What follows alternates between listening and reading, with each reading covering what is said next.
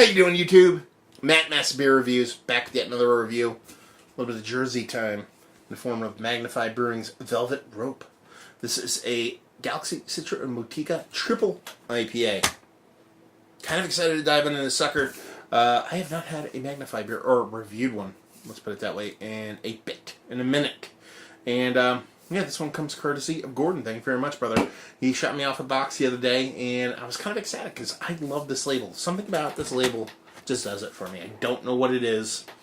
The styling just piques, I want to say piques my interest. Just generic. It's because it's pretty generic. It's just, a DeFont font and a little badge, and it's red coloring. I mean, it's not anything crazy, but something about that label, I just dig it. So I kind of wanted to review it. Saw it floating around the old Facebooks and the Instagram, so yeah, we're going to talk about it.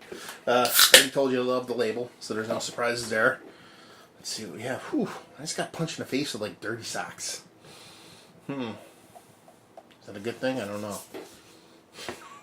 Could be just, like, blowing off carbonic acid or some crazy shit like that, but yeah, it was kind of funky.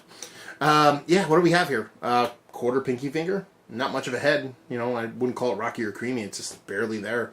And it's got a rich orange center, a little bit of kind of semi-opaque edges. Yeah.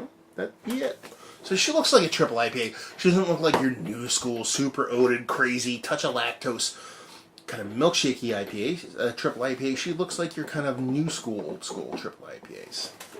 It's got a nose.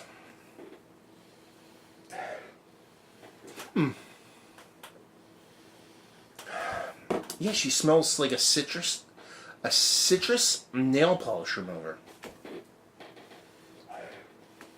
Yeah, and there's like a like that blowing off of that like ethyl alcohol kind of, like it almost comes off as like a rubbing alcohol kind of nail polish remover kind of vibe. But there's definitely a citrus component to it. It's relatively sweet, but you have that alcohol kind of pushing on the other end of things. It doesn't let you get that kind of full force of that sweetness. Yeah. I mean, she's not offensive. She just, it's kind of jarring to get that big pop of alcohol. You're talking about a triple IPA, and there is something funky in there, like a little rindy funkiness. And you talked about that kind of dirty, wet sock thing. Yeah, something's in there. I don't know. But, yeah. I mean, looks, smell, Let's dive in. Cheers.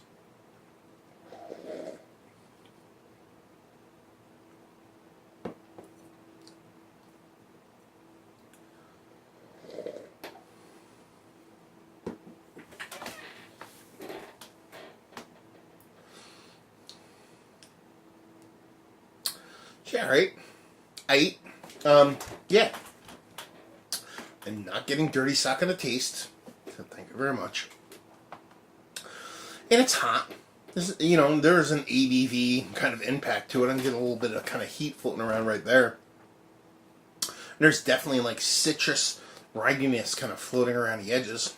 That's pretty much it. There's really not much else to it. Mouth feels okay. There's definitely a bittering component to it. But it's all very kind of... It's like you dropped a shot of vodka into a 4.5% extra hop pale. It's kind of how it's coming off.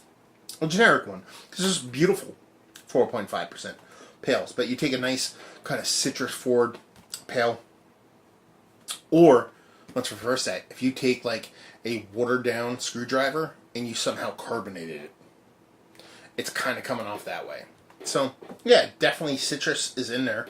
It's definitely has some carbonation, but the way it comes off a little bit too hot.